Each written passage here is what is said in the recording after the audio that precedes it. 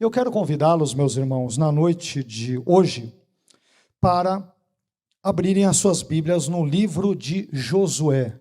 Livro de Josué, capítulo 1, versículos 1 a 9. É uma passagem bem conhecida do livro de Josué. Eu gostaria de meditar com você sobre algumas informações, algumas verdades preciosas presentes nesse texto acerca do tema o perfil daqueles que servem a Deus. Este será o tema da nossa reflexão na noite de hoje, o perfil daqueles que servem a Deus. Josué capítulo 1, versículos 1 a 9, amém? Se encontraram, se puderem ficar em pé, aqueles que obviamente puderem. Diz assim a palavra do nosso Deus. Sucedeu depois da morte de Moisés, servo do Senhor, que este falou a Josué, filho de Num, servo de Moisés, dizendo: Moisés, meu servo, está morto. Dispõe-te agora, passa este Jordão, tu e todo este povo, a terra que eu dou aos filhos de Israel. Todo lugar que pisar a planta do vosso pé, eu vos tenho dado, como eu prometi a Moisés. Desde o deserto e o Líbano até ao grande rio, o rio Eufrates, toda a terra dos heteus e até ao mar grande, para o poente do sol será o vosso limite. Ninguém te poderá resistir todos os dias da tua vida. Como fui com Moisés, assim serei contigo. Não te deixarei, nem te desampararei. Sê forte e corajoso, porque tu farás este povo herdar a terra que, sob juramento, prometi dar a seus pais, isto é, a seus antepassados. Tão somente sê forte e muito corajoso, para teres o cuidado de fazer segundo toda a lei que meu servo Moisés te ordenou. Dela não te desvies, nem para a direita, nem para a esquerda, para que sejas bem-sucedido por onde quer que andares. Não cesses de falar deste livro da lei. Antes, medita nele dia e noite, para que tenhas cuidado de fazer segundo tudo quanto nele está escrito. Então, farás prosperar o teu caminho e serás bem-sucedido. Não te mandei eu, sê forte e corajoso. Não temas, nem te espantes, porque o Senhor teu Deus é contigo por onde quer que andares. Amém? Até aqui, vamos pedir que o Senhor, esse bondoso Deus que dirigiu Josué, bem como o povo de Israel ali para a conquista da terra prometida, Canaã, que esse mesmo Deus venha a falar ao nosso coração, à nossa mente, ao nosso intelecto, a todo o nosso ser na noite de hoje. Vamos orar? Senhor, nós queremos exaltar, bendizer, adorar o seu nome, pela sua bondade, pela sua graça, pelo seu amor, por esse texto, porque também não dizer que acabamos de ler, e te pedimos neste momento que o Senhor venha falar ao nosso coração, venha falar ao nosso ser, ao nosso entendimento. Precisamos, Senhor, urgentemente ouvir a sua voz e sermos por ela transformados, abençoados, de modo que consigamos, por meio da sua graça e fundamentados na sua palavra, possamos obedecer à sua vontade expressa nas Escrituras. Abençoe a nossa vida neste momento, que o Senhor repreenda, por favor, todos e quaisquer obstáculos, impedimentos que possam agir contra o livre curso, o livre andamento, Senhor, da sua palavra nesta noite, que ela de fato prospere em nossos corações e em nossas vidas. Te louvamos e te pedimos tudo isso, desde já agradecidos, em nome e para a glória do seu Filho amado Jesus. Amém. Amém? Por favor, podem se assentar.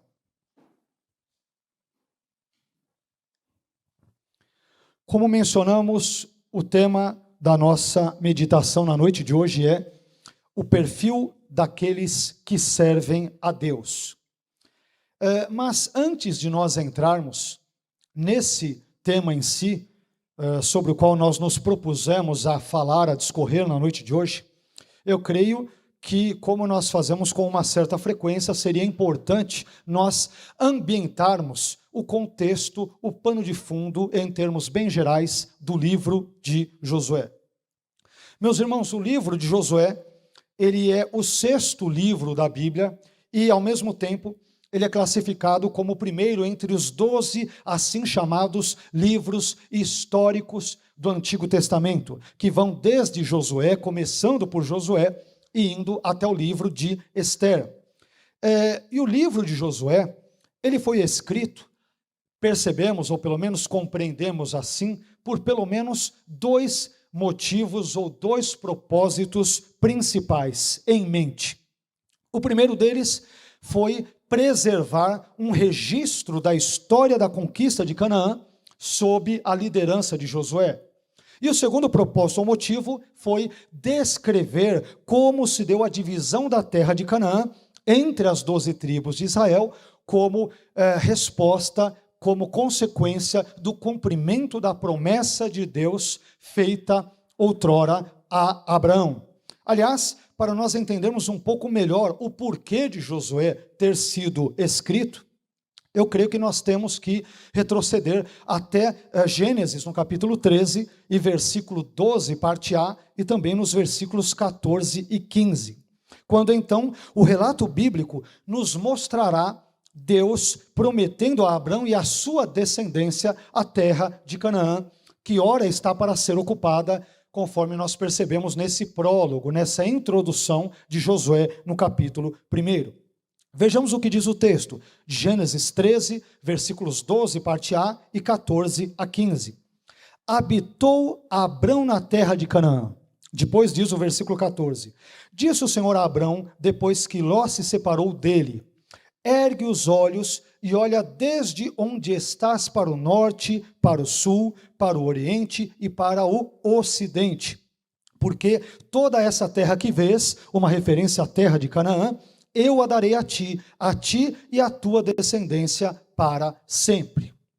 Essa promessa, meus irmãos, que Deus fizera a Abraão de conceder a ele e à sua descendência a terra de Canaã, se deu, de acordo com alguns estudiosos, por volta do ano 1918 a.C., isto é, durante o século 20 a.C., em termos mais genéricos.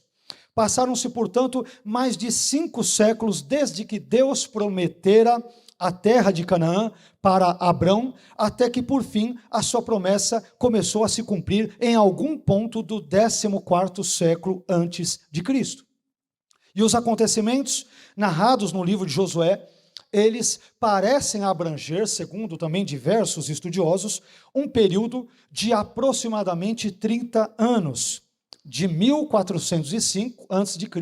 até mais ou menos 1375 a.C. Então, isto significa dizer que Deus só começou a cumprir a sua promessa a Abrão mais de meio milênio depois de haver prometido a ele e à sua descendência a terra de Canaã. E o livro de Josué, particularmente nesse trecho que nós lemos, irá nos descrever como se deu, ou pelo menos o início sobre como se deu, o cumprimento dessa promessa que fora feita há mais de 500 anos. Então, uma primeira coisa que eu quero chamar a atenção dos irmãos nesse texto, antes de entrarmos nas lições ou verdades propriamente ditas que nós separamos, é a seguinte: o Deus que prometera uma terra há mais de meio milênio para Abrão e a sua descendência, mais de meio milênio depois, ele acaba cumprindo tudo aquilo que ele lhe dissera. O Deus de Josué, o Deus de Gênesis, o Deus das Escrituras, é um Deus cuja promessa no devido tempo se cumpre. Ele não é homem para que minta, não é filho do homem para que se arrependa, de modo que quando ele diz algo, ele cumpre exatamente, cabalmente, completamente tudo aquilo que ele dissera. E Josué é um texto bíblico que nos aponta para isso, para um Deus que não apenas faz promessas, mas que, sobretudo, no devido tempo, as cumpre, conforme o seu glorioso e maravilhoso poder. Esse, de uma forma geral, é o tema principal de Josué.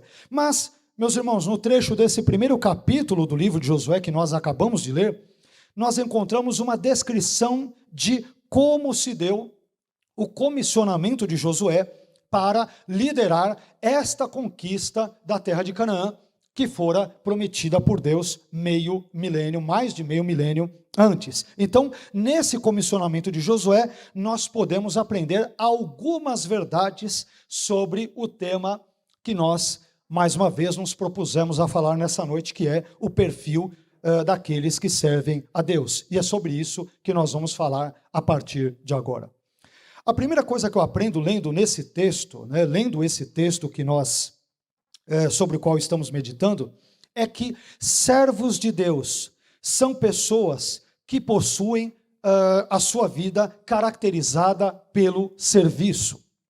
Servos de Deus são pessoas que possuem uma vida caracterizada pelo serviço. Vejamos o que diz Josué capítulo 1 e versículo 1. Sucedeu depois da morte de Moisés, servo do Senhor. Olha só como Moisés é denominado. Moisés, servo do Senhor. Que este falou a Josué, filho de Num, servo de Moisés, dizendo. E aí o texto continua. O mundo, ele mede a importância de uma pessoa, nós podemos perceber isso, e eu creio que o que eu direi não é novidade para ninguém, sobretudo para nós cristãos, o fato de que o mundo, normalmente, ele mede a importância de uma pessoa pela quantidade de pessoas que a servem. Não é isso? Quanto mais uma pessoa é servida, é por bens, por produtos, por serviços, é por meio de compras e assim por diante, mais essa pessoa é engrandecida, mais é valorizada, mais é vista como sendo uma pessoa dotada de uma certa dignidade ou de uma certa importância. Pelo menos é assim que, de uma forma geral, as pessoas no mundo agem. Então, quanto mais uma pessoa é servida, como nós dissemos, maior ela é. Esse, pelo menos, é um entendimento geral. Mas o reino de Deus, meus irmãos, avalia a relevância de uma pessoa de forma contrária.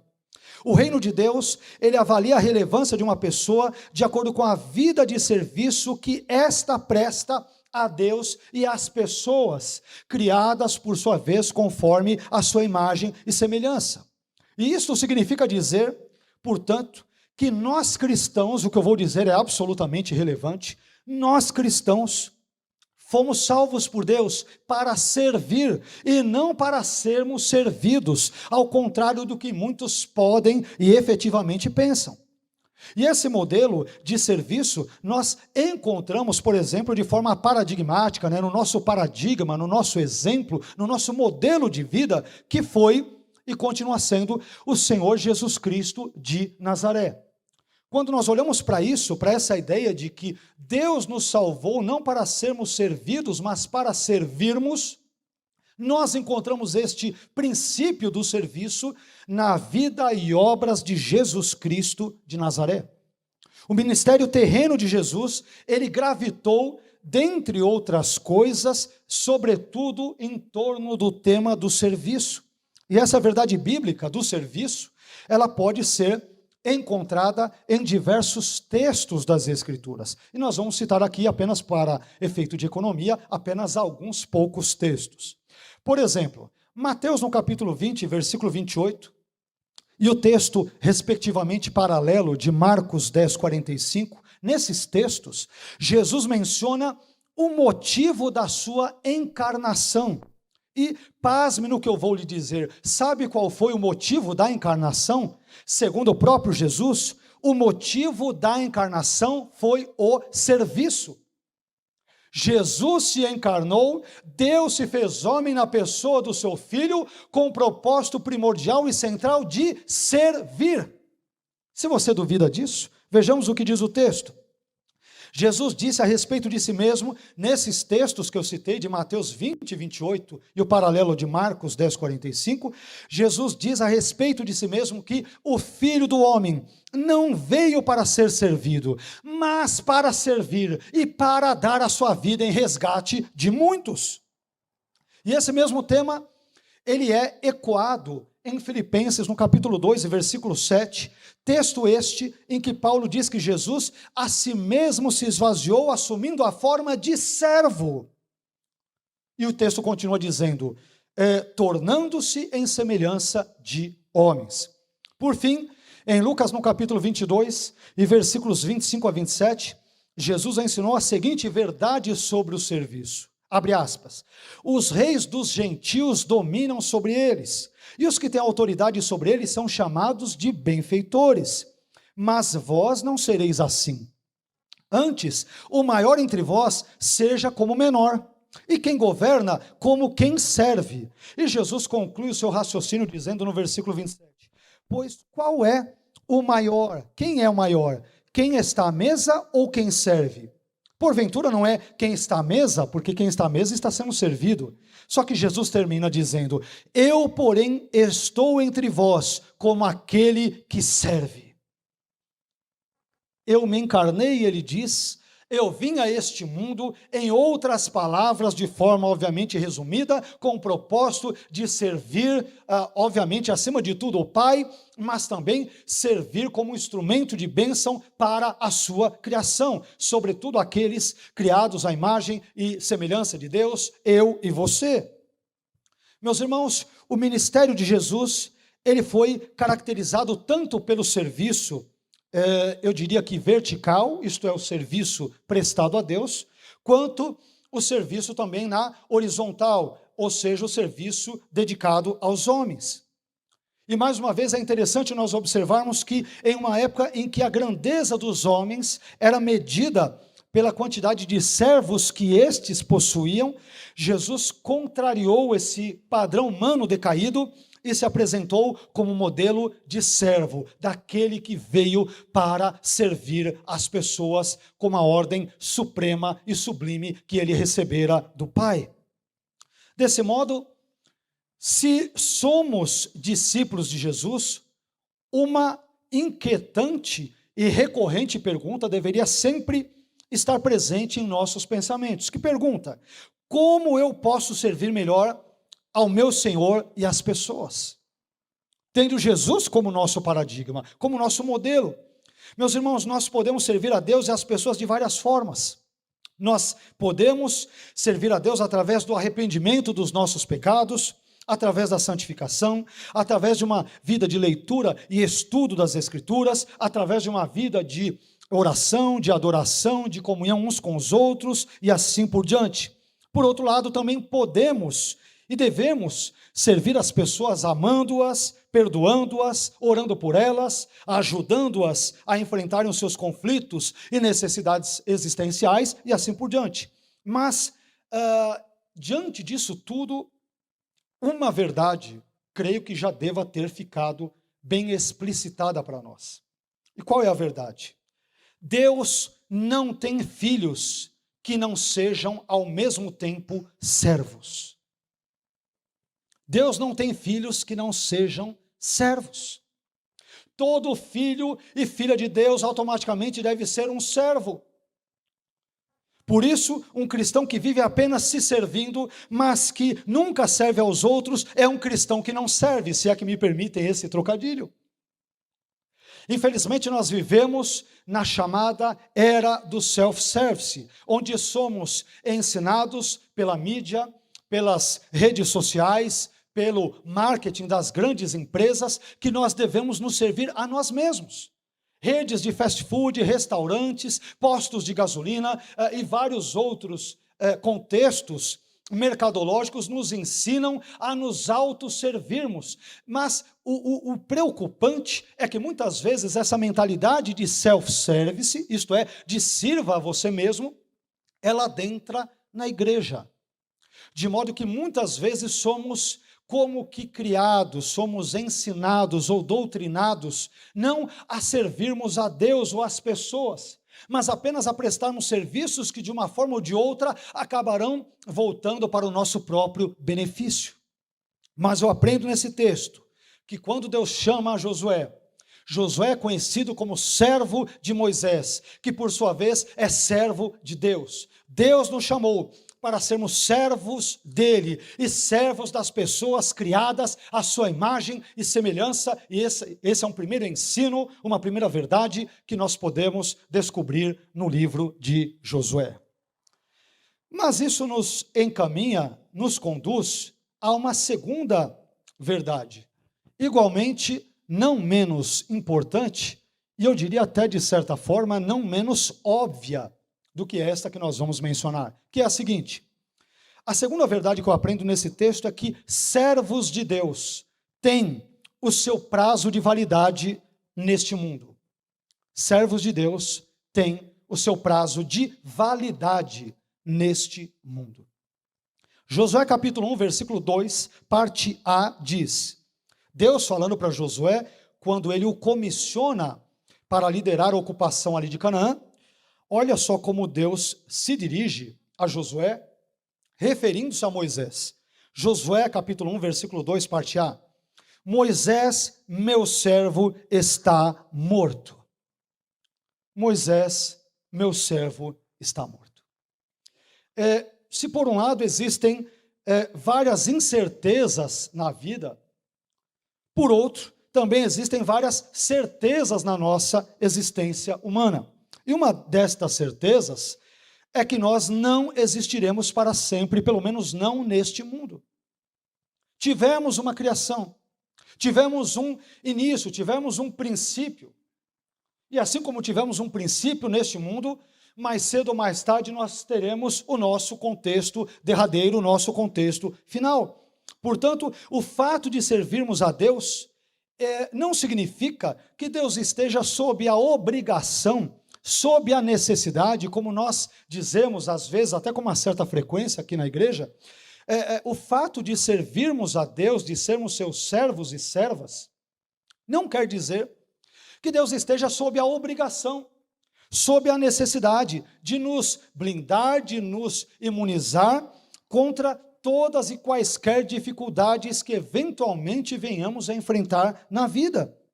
Porque, em última análise, meus irmãos, estas dificuldades, em maior ou menor grau, e em último caso, irão mais cedo ou mais tarde nos conduzir à morte. Ou, como eu preferiria dizer em termos bíblicos, irão nos conduzir para mais próximos de Deus, esse Deus a quem nós sempre buscamos na terra e ao lado de quem almejamos um dia passar toda a eternidade. Será que esse tipo de desejo esteja presente no seu coração? Ora, mas uma vez que servos de Deus possuem o seu prazo de validade neste mundo, o que é bem óbvio para todas as pessoas, servas ou não de Deus, então, eu penso que nós deveríamos, em razão disso, aproveitar todas as ocasiões para servirmos a Deus e ao nosso próximo da melhor maneira possível, visto que a qualquer momento destes, quando Deus nos chamar para perto de si, nós não poderemos mais servi-lo, ao menos não neste mundo, do qual um dia seremos levados ou tomados. E, meus irmãos, essa verdade, ela chama a minha atenção para a seguinte pergunta: como você tem empregado o seu tempo? E obviamente essa pergunta diz respeito a mim antes de tudo. Se servos de Deus têm o seu prazo de validade neste mundo, e se Deus pode nos tirar deste mundo mais cedo ou mais tarde, da forma mais inesperada e repentina, então essa pergunta é muito importante. Como você então, enquanto servo e serva de Deus, tem empregado, tem utilizado o tempo que Deus lhe deu de vida neste mundo? A maneira como nós usamos o nosso tempo, ela é muito importante porque ela revela quem nós efetivamente somos. Você usa a maior parte do tempo que você possui para servir a si mesmo, ou você usa a maior parte do tempo que você possui para servir a Deus e às pessoas? Essa pergunta é muito importante. Aliás, vejamos só o que Paulo, o apóstolo Paulo, nos ensina sobre a mordomia do tempo em 2 aos Coríntios, capítulo 5, versículo 15. Paulo nos ensina algo muito precioso, e eu creio que, em que pese seja precioso, ao mesmo tempo tem sido um tanto quanto negligenciado por nós. Isso está em 2 aos Coríntios 5,15. Vejam só o que ele diz: e ele, Jesus, morreu por todos.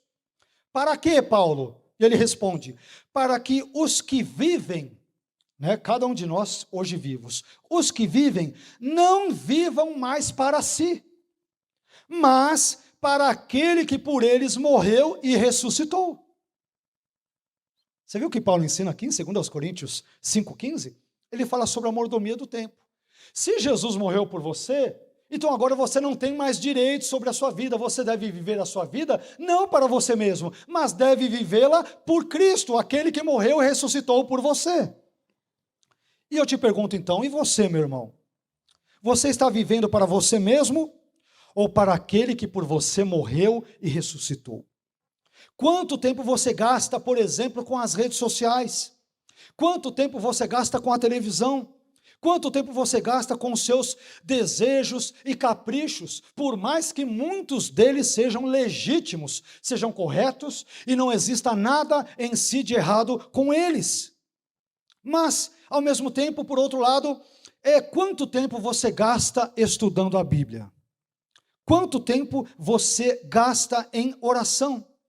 Quanto tempo você gasta servindo a Deus e às pessoas?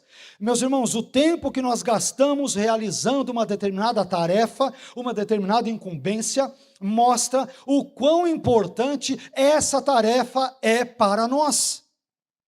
Isso significa dizer que se você gasta 3 horas diante das redes sociais, mas ao mesmo tempo gasta apenas 5 minutos na leitura da Bíblia, isso quer dizer que para você a Bíblia não tem quase importância alguma. Porque se tivesse, você gastaria mais tempo com ela, você meditaria mais nela. Se a oração fosse efetivamente importante para você, você passaria mais tempo orando. E de novo, ninguém está dizendo que seja errado ter redes sociais. Eu as tenho e as uso com frequência. Mas estou dizendo que o tempo que nós gastamos, empregamos ou investimos em determinadas coisas, revelam o quão importantes são essas coisas ou valores para nós. E eu aprendo, portanto, com esse texto de Josué, que uma vez que os servos de Deus têm o seu prazo de validade neste mundo, o tempo que nós temos, nós devemos empregá-lo da melhor maneira possível para servir a Deus e as pessoas e nos envolvermos com os valores de Deus, tais como apresentados nas Escrituras Sagradas de Gênesis a Apocalipse. Isso, por sua vez, nos ensinará uma terceira lição, uma terceira verdade igualmente importante, que é a seguinte: servos de Deus sabem que as suas bênçãos são dádivas de Deus e não resultado de seus méritos pessoais. Se há uma coisa que caracteriza a vida de todo servo de Deus, é que ele sabe que tudo o que ele tem, quer de bênçãos materiais, espirituais, emocionais, familiares, conjugais, ministeriais e quaisquer outras sortes ou tipos de bênçãos que você possa listar, todas as coisas boas que nós temos, elas têm origem não em nós mesmos, mas no nosso glorioso e todo-poderoso Deus. É isso que nós aprendemos no texto. Quer ver que coisa curiosa? Josué capítulo 1, versículos 2 a 4. Com uma especial atenção aos versículos 2 e 3. Olha como Deus se dirige a Josué. Tem 2 detalhezinhos muito curiosos nesse texto. Josué capítulo 1, versículos 2 a 4. Moisés, meu servo, está morto. Dispõe-te agora, passa este Jordão, tu e todo este povo, à terra que eu dou aos filhos de Israel. Versículo 3. Todo lugar que pisar a planta do vosso pé, eu vos tenho dado, como eu prometi a Moisés. Versículo 4. Desde o deserto e o Líbano, até o grande rio, o rio Eufrates, toda a terra dos heteus, e até ao mar grande para o poente do sol será o vosso limite. Esses versículos que lemos são muito interessantes porque, de um lado, eles nos mostram que Josué e o povo de Israel deveriam conquistar a terra de Canaã. Mas, ao mesmo tempo, do outro, esses versículos nos revelam que, na verdade, era Deus quem estava dando a eles a terra de Canaã. Ô Josué, você e Israel devem conquistar a terra, mas quando vocês estiverem entrando nela, saibam que sou eu, Deus, quem está lhes dando toda a terra. Deus está dizendo para Josué e para o povo de Israel que eles só conquistarão a terra de Canaã porque Deus estará lhes dando a terra. E porque Deus deu a eles a terra de Canaã? Porque os israelitas a mereciam? Não, mas Deus lhes deu a terra porque Ele, Deus, é gracioso, é compassivo, é generoso, é magnânimo, é longânimo, é todo-poderoso. Ele dá a terra não porque os israelitas a mereçam, mas porque o Deus que a confere a eles é que é, de fato, aquele que merece os aplausos e os méritos por todas as bênçãos que são outorgadas. Em 1 aos Coríntios, no capítulo 15, versículo 9, Paulo diz algo que tem a ver com essa ideia de fazermos a nossa parte, mas ao mesmo tempo de Deus nos conceder as suas bênçãos. Paulo diz uma coisa que é desconcertante. 1 aos Coríntios, capítulo 15, versículo 9. Vejam o que Paulo diz. Mas pela graça de Deus, sou o que sou. E a sua graça para comigo não foi vã. Antes, trabalhei muito mais do que eles, isto é, do que todos os outros apóstolos. Paulo está dizendo, Pedro trabalhou? Trabalhou. Claro que trabalhou. Tomé, os demais ali discípulos, claro que trabalharam, mas eu trabalhei mais do que eles. Mas olha como ele conclui, todavia não eu, mas a graça de Deus que está comigo. Você sabe o que Paulo está dizendo aqui?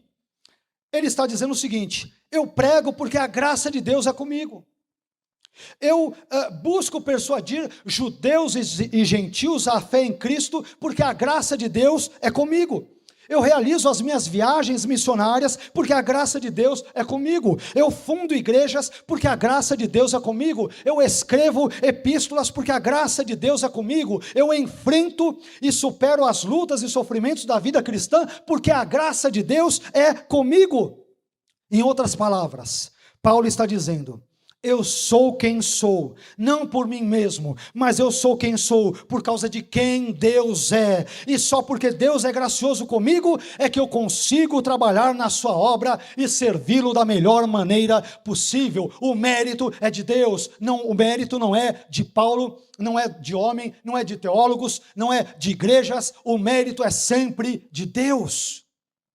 A questão, portanto, meus irmãos, não é quem nós somos, mas quem Deus é. Porque Ele, Deus, é gracioso conosco, miseráveis pecadores que somos, então nós podemos servi-lo, e só podemos servi-lo porque a sua graça nos cerca, o seu amor nos envolve, a sua misericórdia nos sobrepuja, a sua compaixão vai à nossa frente, a sua longanimidade vem à nossa retaguarda, porque Deus nos cerca de bens por todos os lados e por todas as direções. É por isso e tão somente por isso que nós podemos e somos efetivamente ser abençoados. É pela graça de Deus, é pelo agir dele, é pela sua vontade soberana, é pelo seu agir gracioso que nós podemos ter e ser aquilo que temos e somos. Tudo vem dele, por ele e para ele, e nós o glorificamos, portanto, por isso. Isso tem relação com uma quarta importante verdade. Eu também descubro em Josué capítulo 1, que servos de Deus são bem-sucedidos porque contam com a presença de Deus em suas vidas. Servos de Deus são bem-sucedidos porque contam com a presença de Deus em suas vidas. Josué capítulo 1, versículo 5, no meu entendimento, nos dá a entender esse tipo de princípio. Vejamos o que diz o texto, Josué 1, 5. Ninguém te poderá resistir todos os dias da tua vida. E por que ninguém fará frente a Josué e aos israelitas? A parte B explica. Como fui com Moisés, assim serei contigo. Não te deixarei, nem te desampararei. Que texto maravilhoso.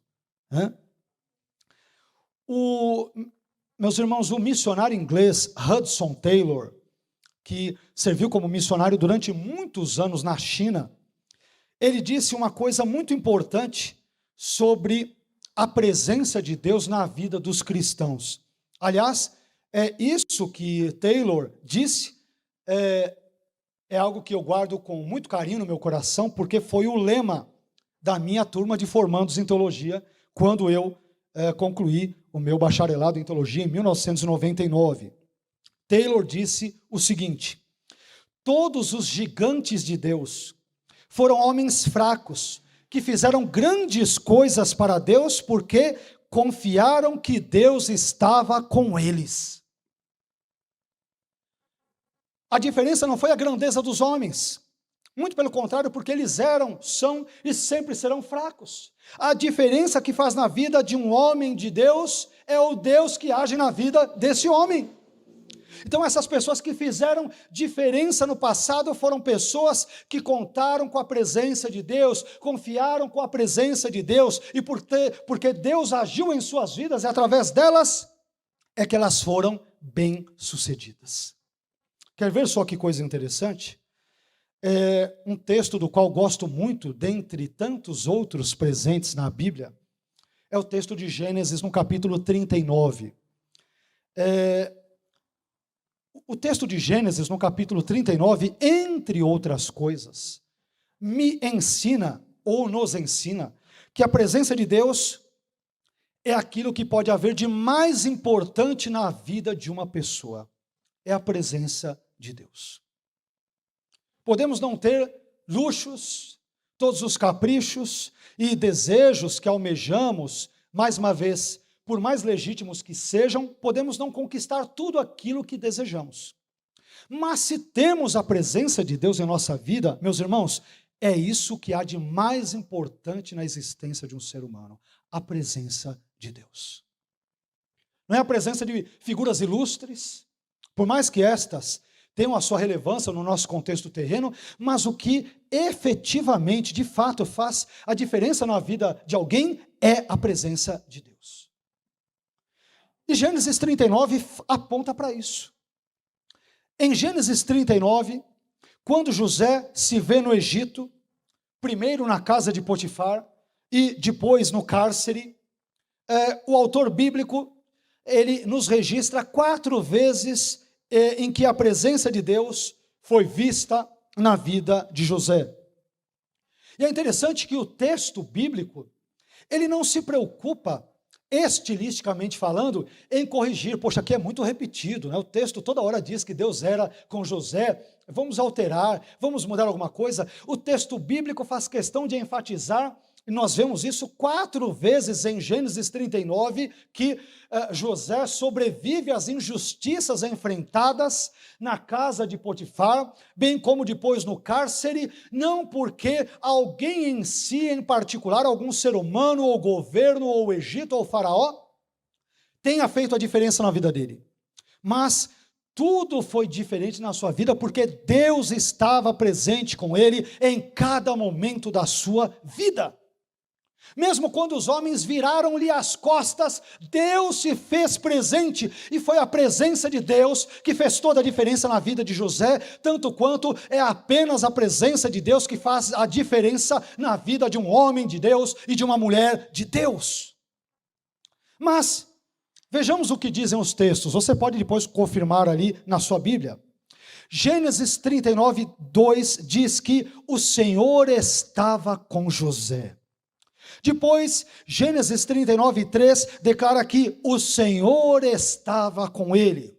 Na sequência, pulando alguns versículos, Gênesis 39, 21 lembra que o Senhor estava com José. E por fim, Gênesis 39, 23 conclui dizendo que o Senhor estava com ele.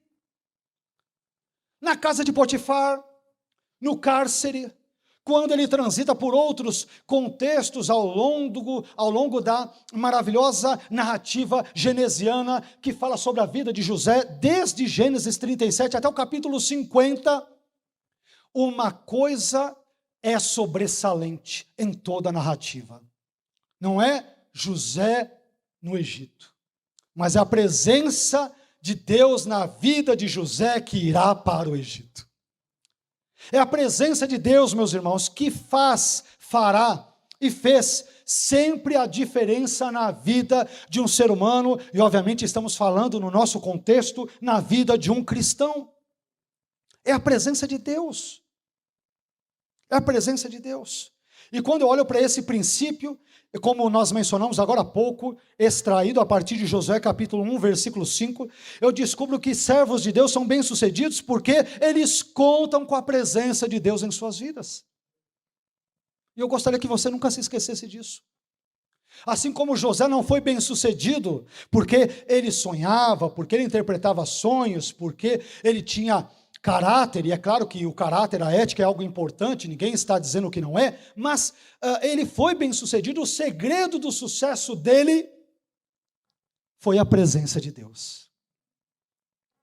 Você pode ser o melhor profissional na sua área, pode ser o melhor empreendedor, pode ser o melhor patrão, pode ser o melhor empregado, você pode ser a melhor pessoa, pode ser o melhor pai, a melhor mãe, os melhores filhos, devemos buscar selos, mas se nós o formos, não seremos por causa da nossa competência, por causa da nossa habilidade, porque nós temos traquejo e conhecimento na coisa, mas quando somos bons naquilo, somos e só somos bem-sucedidos nisso, porque o Deus Todo-Poderoso se fez e se faz presente em nossas vidas e também por meio delas. É o Deus presente que faz toda a diferença. Lembram-se do que Moisés pediu a Deus no contexto de Êxodo? Quando Deus ameaça abandonar o povo e diz assim para eles: olha, eu vou enviar um anjo, né? Eu não quero mais andar no meio de vocês, eu vou enviar um anjo para que ele venha ali guiá-los. E Moisés diz: Senhor, nada disso. Eu sei que anjos são criaturas boas, criaturas do bem, o Senhor as criou, né? Não sou, talvez ele poderia ter pensado, e obviamente só estou brincando, ele poderia ter pensado, eu não sou angelolofóbico, já que o termo fobia está muito presente no nosso contexto. Moisés disse: Senhor, eu não tenho nada contra anjos, mas quero saber, se o Senhor não for conosco, nós não iremos para lugar algum. Nós queremos a sua presença, porque se o Senhor estiver presente em nossa vida, na vida de Israel, todas as coisas serão diferentes e darão certo. Nós precisamos do Senhor. Eu não ignoro anjos, eu sei que os anjos têm a sua importância, mas eles não sobrepujam o valor que o Senhor tem e a sua presença em nosso meio. Nós queremos o Senhor sobre tudo e sobre todos, e acima de todas as coisas, queremos o Senhor. Meu irmão, se você tiver a presença de Deus na sua vida, você será abençoado nos seus estudos, será abençoado no seu casamento, será abençoado na sua família. Por mais que não existam famílias ou casamentos ou contextos ideais perfeitos, é claro, mas se Deus for com você e você temê-lo em cada momento de sua vida, pode ter certeza que, apesar dos trancos e barrancos, prós e contras, você será bem-sucedido, não por você, mas porque Deus será com você. É a presença de Deus que faz a diferença. É a presença de Deus. Às vezes nós nos deslumbramos tanto com a história de José e nos esquecemos que a história de José só foi possível porque houve um Deus presente na vida e na história de José. Da mesma forma, nenhuma história teríamos para contar se Deus não se nos mostrasse presente em cada momento e circunstância de nossas vidas. A presença de Deus é o que há de mais importante na vida de um ser humano. Sabe por que Josué será bem-sucedido? Porque a promessa de Deus é: como fui com Moisés, eu serei com você. Eu não te deixarei, eu não te desampararei. Ele está dizendo para Josué: Josué, a minha presença fará a diferença na sua vida.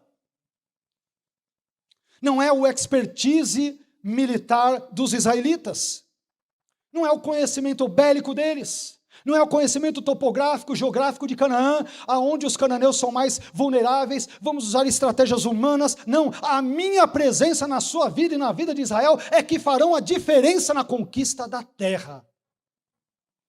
Meus irmãos, as nossas técnicas, perícias, conhecimentos, habilidades são importantes, sim, ninguém está negando que não tenham o seu lugar na nossa vida, mas sem a presença de Deus, elas não têm nenhum valor. É a presença de Deus quem faz toda a diferença na vida dos servos de Deus. Isso nos faz pensar em outro ponto. Em quinto lugar, eu também descubro nesse texto que servos de Deus, apesar de contarem com a presença de Deus, é o outro lado da moeda, não devem se esquecer de fazer a sua parte. Porque do jeito que eu falei agora, poxa, pastor, do jeito que o senhor falou, eu entendi que Josué podia dormir até meio-dia, nenhum soldado precisava pegar nenhuma arma. Quando Deus disse para eles tocarem ali as trombetas e rodearem a cidade, eles poderiam ter deitado até tarde, não precisavam fazer nada disso, porque Deus faria tudo por eles. Não, não. Vejam o que diz aqui os versículos 6 e 7, parte A, e o versículo 9, parte A também.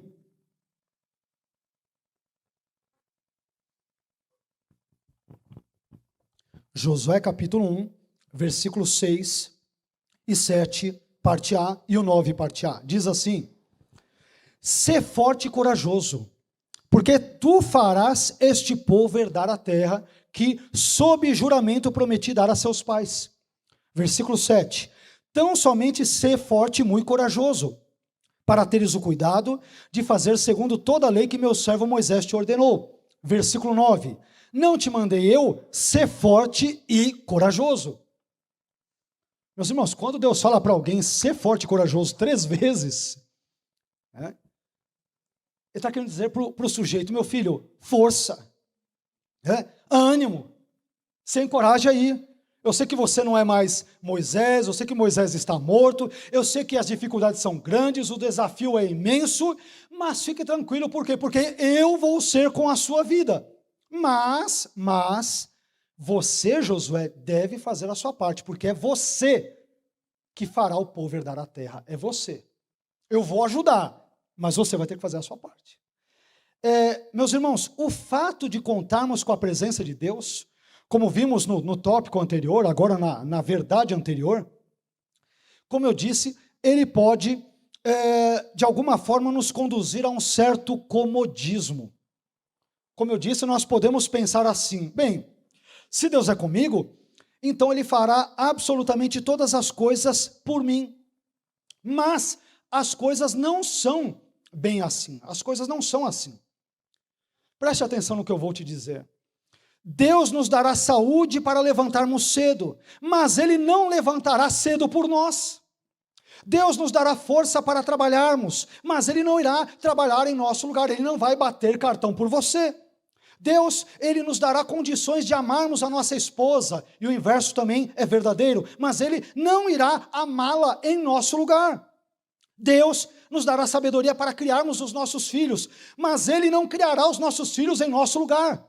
Quem vai ter que acordar cedo, fora de hora, às vezes perder noites de sono, é você, papai e mamãe. Não é isso? Enfim, não confunda a presença de Deus como uma empregada, como uma empregada que fará tudo por você enquanto você estiver descansando ali no bem bom. Deus nos salva, meus irmãos, mas somos nós que temos que nos santificar. Deus fala conosco, mas somos nós que temos que abrir a Bíblia e lê-la e estudá-la. Deus quer ter comunhão conosco, mas somos nós que devemos buscar a sua face. Deus quer nos perdoar, mas somos nós que devemos nos arrepender do nosso pecado, confessá-lo e abandoná-lo. Em suma, Deus fará muito por você e por mim, mas não fará aquilo que compete somente a você e a mim fazer.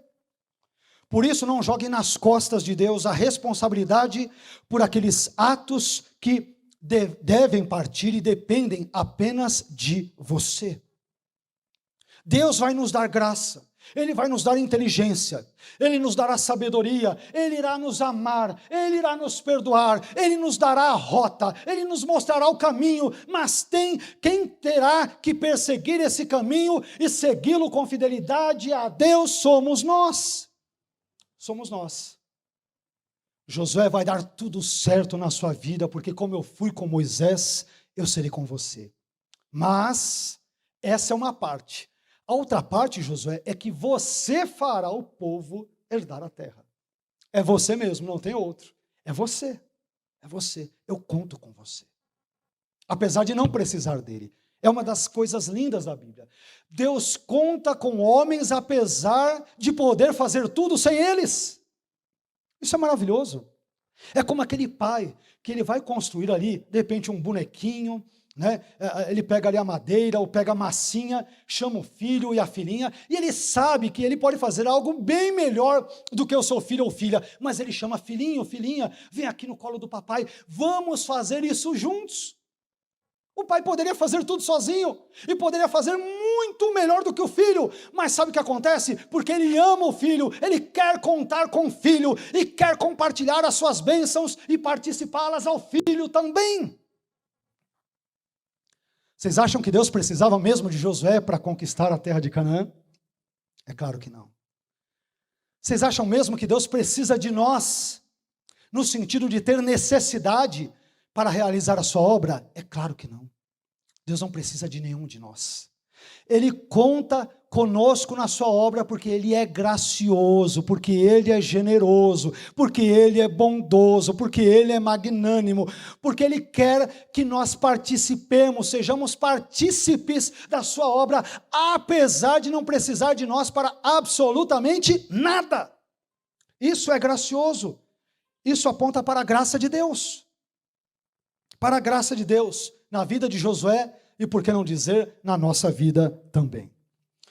Em sexto e penúltimo lugar, meus irmãos, eu também aprendo nesse texto de Josué, capítulo 1, que servos de Deus devem pregar a palavra de Deus, meditar nela e praticá-la, a fim de que sejam abençoados. Quer ser abençoado? Leia a palavra de Deus, medite nela e a pratique. Veja o que diz Josué capítulo 1, versículo 8.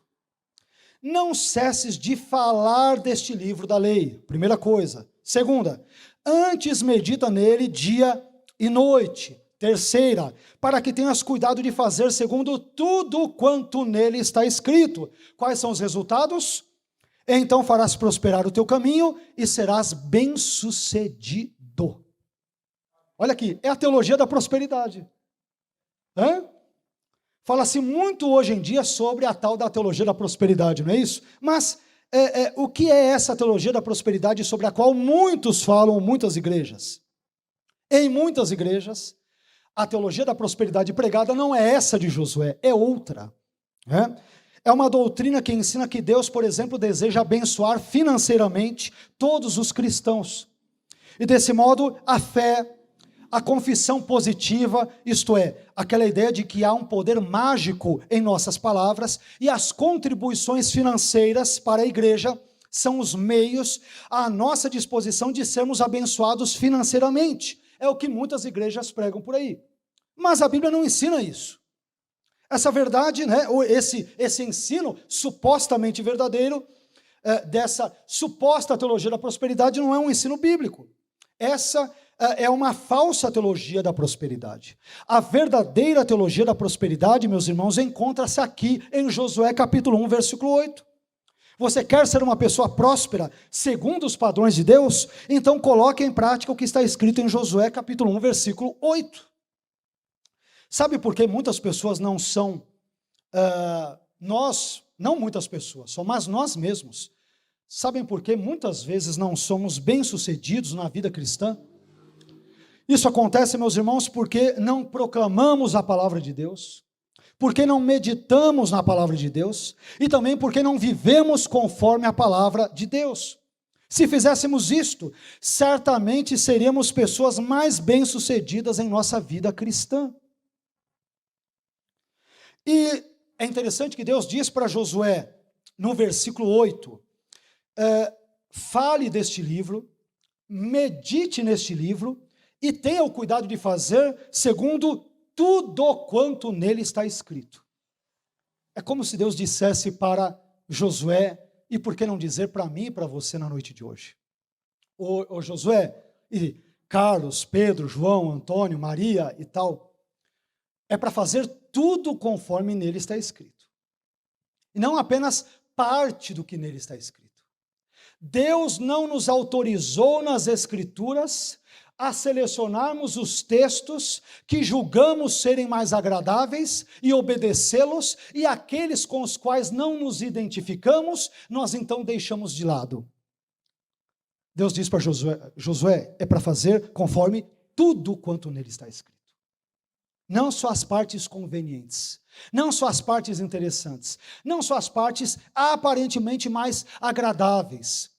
Tudo, se você fizer, você vai ser próspero em todo o seu caminho. Vai dar tudo certo na sua vida. Esse é o segredo da prosperidade segundo a Bíblia. Essa é a teologia da prosperidade. A teologia da prosperidade envolve falar a palavra de Deus, meditar na palavra de Deus, praticar tudo que está escrito na palavra de Deus, e como consequência disso, nós temos um caminho próspero e somos bem-sucedidos. Deveria haver mais campanhas nas igrejas, se é que existem, sobre leitura bíblica. Não é isso? Irmãos, venham para a nossa igreja que vocês vão encontrar o segredo da prosperidade. Não é ficar dando 7, 10 voltas na igreja e fazendo uma série de outras coisas, não. Ou campanhas mirabolantes e que nunca terminam com objetos esquisitos. Não, a campanha bíblica seria, nós vamos ficar aí 24 horas ou mais, uma semana inteira, revezando leitura da Bíblia, meditação, estudo, proclamação. Isso que nós vamos fazer. E a partir disso, isso deveria ser enraizado como um hábito. Porque Deus vai dizer para Josué, quando você proclama a minha palavra, medita nela e a vive, tudo dá certo na sua vida. Vocês estão entendendo porque a Bíblia é importante? Como ela é importante? Ler a Bíblia, meditar na Bíblia, praticar sobretudo a Bíblia, é importante dizer, porque de nada valerá lermos e meditarmos, senão a praticarmos. Deus diz para Josué, e esse mesmo ponto é repetido no Salmo 1, que as pessoas que fazem isso são pessoas bem-sucedidas. O Salmo 1 chamará essa pessoa de feliz. Feliz é a pessoa que não anda segundo o conselho dos ímpios, o caminho dos escarnecedores, a roda dos zombadores, antes tem o seu prazer na lei do Senhor, e na sua lei medita de dia e de noite. Olha lá, o Salmo 1 deve ter lido Josué capítulo 1, versículo 8, porque ele citou as mesmas palavras. Feliz é quem, em vez de estar envolvido nessas questões ímpias e perversas, o prazer dele está na palavra de Deus. Essa pessoa, diz o salmista, é como uma árvore plantada junto aos canais de águas que dá o seu fruto na estação própria. E o que mais? E tudo o que ela fizer prosperará, dará certo. É a mesma coisa que Josué 1 diz, é o que o Salmo 1 diz. Qual é o segredo do sucesso? Obedecer a Deus a partir de tudo que está escrito na palavra de Deus.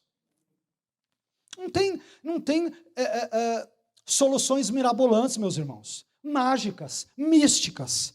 Para sermos abençoados, basta proclamarmos a palavra, meditarmos nela e a praticarmos. E Deus nos assegura que seremos homens e mulheres de Deus abençoados. Isso nos conduzirá, por fim, ao 7º e último ponto, que tem a ver com um dos pontos que nós meditamos anteriormente. Eu aprendo, por fim, meus irmãos, em 7º e último lugar, que servos de Deus, ao servirem-no, não devem ficar preocupados com nada. Por quê? Porque Deus é com eles. Servos de Deus, ao servirem-no, não devem ficar preocupados com nada, porque Deus é com eles. Josué capítulo 1, versículo 9, parte B, conclui dizendo, Deus dizendo para Josué, não temas, nem te espantes, mais uma vez, por quê? Porque o Senhor teu Deus é contigo, por onde quer que andares. Segundo muitas revistas e periódicos científicos mais recentes, isso nós sabemos, a ansiedade tem sido considerada como o mal do nosso século, o século 21.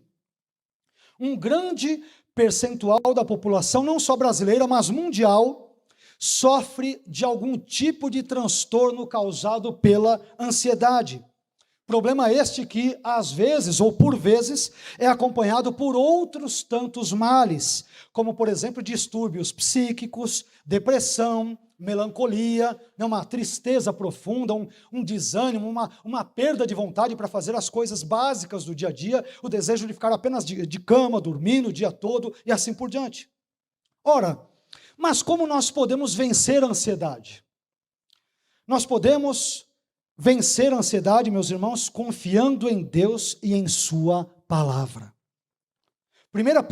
Em 1 Pedro capítulo 5, versículo 7, o apóstolo Pedro nos ensina a vencer a ansiedade como? Ele diz, lançando sobre ele, isto é, sobre Deus, toda a vossa ansiedade, porque ele, Deus, tem cuidado de vós. Lembram do texto de Josué? Fique tranquilo, Josué, vai dar tudo certo, porque eu serei com você e não te abandonarei. O fato de vivermos na presença de Deus é algo que deveria trazer calma, deveria trazer confiança, deveria trazer alento, deveria trazer esperança ao nosso coração. Podemos experimentar e enfrentar dias maus, mas eu sei que Deus está comigo. E Ele diz que eu devo colocar tudo aquilo que me provoca ansiedade nele, porque Ele cuida de mim. Ele cuida de mim.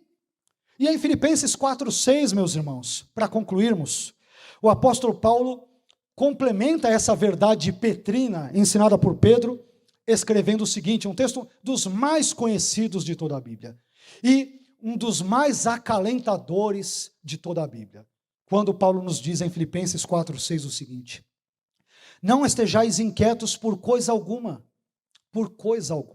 antes as vossas petições sejam em tudo conhecidas diante de Deus, pela oração e súplicas com ação de graças. Está ansioso? Está preocupado? Busque a presença de Deus. E Ele é poderoso para acalmar as ansiedades e turbulências do seu coração. Amém, meus irmãos? Nós servimos a um Deus que não se ausentou de nós. Ele é socorro bem presente no momento da angústia. E por isso eu quero convidá-lo nesta noite a depositar todas as suas ansiedades, angústias, e situações adversas aos pés da cruz, ciente e crente na pessoa bendita de Jesus, sabendo que Ele é poderoso para cuidar de todos os nossos males e transformar a nossa vida por completo. Amém?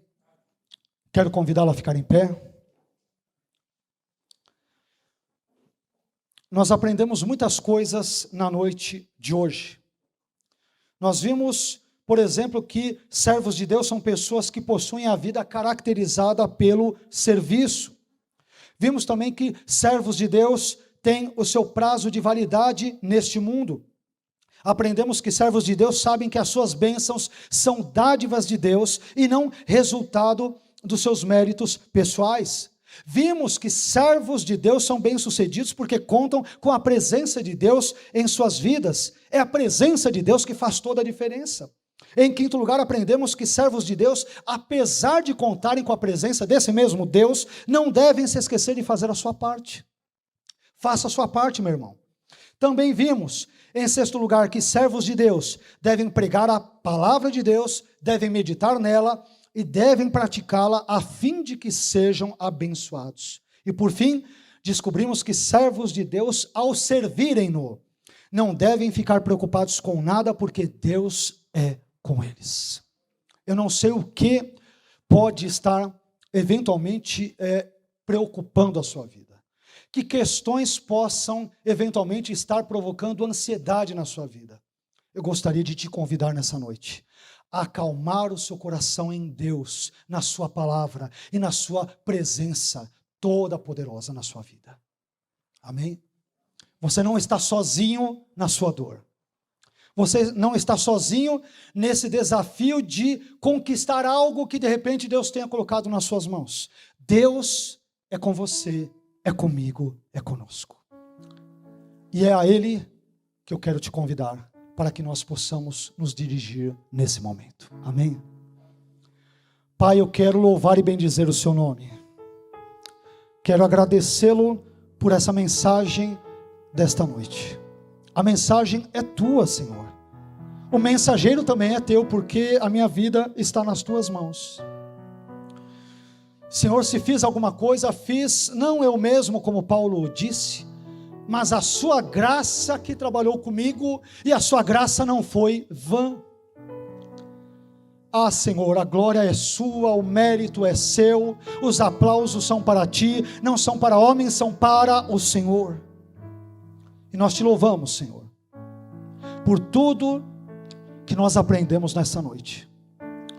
Eu não sei quantos irmãos estejam aqui nesse contexto, passando por dificuldades, ou talvez pessoas que depois assistirão a essa gravação desta mensagem, mas eu te peço, Senhor, encarecidamente, que o Senhor acalme esse coração, o coração aflito desta mãe por causa do seu filho, deste marido por causa da sua esposa, deste patrão talvez por causa do seu funcionário, deste trabalhador por causa do seu emprego. Senhor, mas acalme independentemente dos motivos ou razões o nosso coração. Ajude-nos a confiarmos em Ti e na Sua santa, gloriosa e inerrante palavra. Não só isso, ajude-nos a proclamar a Sua palavra, a meditar nela e a vivenciá-la como aprendemos em Josué capítulo 1, versículo 8, a fim de que sejamos bem-sucedidos em nossas vidas. Dentre tantas coisas que nós ouvimos nessa noite, Senhor, nós aprendemos que quanto mais tempo nós investimos numa determinada coisa, mais isto significa que esta coisa é importante para nós. Por isso nos perdoe, Senhor, quando não temos dedicado um tempo considerável à Sua palavra, à vida de oração, à comunhão com os nossos irmãos, a coisas que dizem respeito ao Senhor, à Sua obra. Nessa noite nós falamos sobre sermos servos teus, servos de Deus. Ajude-nos a servir ao Senhor e às pessoas, a Sua obra, da melhor maneira possível. Ajude-nos a sermos menos egoístas, individualistas e mesquinhos. Ajude-nos a pensarmos, portanto, menos em nós mesmos e mais em no Senhor e na Sua obra, nas Tuas coisas. E perdoe-nos, por favor, quando assim não o fazemos. Esse é o nosso pedido. É o pedido que nós oferecemos a Ti nesta noite, desde já agradecidos, em nome de Jesus, amém.